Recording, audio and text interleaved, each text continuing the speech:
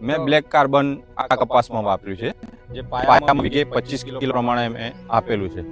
એમાં તમે જોઈ શકો એકદમ દેખીતો ફેર લાગે છે કે તમે જોઈ શકો છો નાનો મોટો કપાસ છે અત્યારે, અને કલરમાં બી આ ઘણો સારો લાગે છે.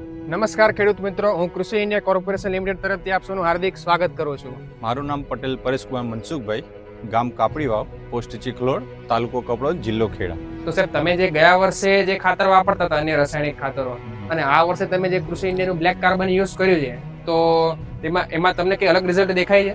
હા, એમાં તો ઘણો ફેર છે કે આ જે મેં બ્લેક કાર્બન વાપર્યું છે ને, એમાં મેં જોયું તો ગઈ સાલ કરતાં બી આ સાલ રિઝલ્ટ સારું છે. એનું કારણ એ છે કે જે ભેજનું વાતાવરણ મળી રહ્યું ને અત્યારે, એના લીધે બહુ ગ્રોથ થયો છે, વિકાસ થયો છે. એમ કે ભેજ બી હોવો બહુ જરૂરી છે આ ખાતર માટે. બરોબર. અને લીલોતરી બી તમને? હા, લીલોતરી ગ્રીનરી બહુ સરસ છે. 25 કિલો મેં વાપર્યું છે, પણ બહુ સારું છે. અને બીજી વાર બી વાપરવું હોય, પાયામાં આપવું હોય આપણે પારા ચડાવતી વખતે, તો બી એમાં સારું રિઝલ્ટ મળી શકે છે.